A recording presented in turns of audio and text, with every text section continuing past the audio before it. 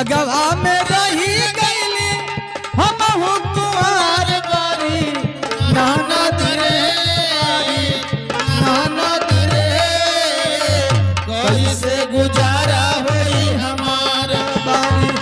ननद रे। पहिला बियाह हमरे ससुर का भइला ससुर का भइला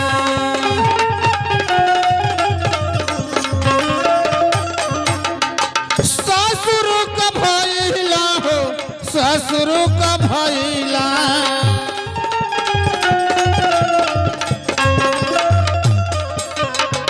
गर्भ में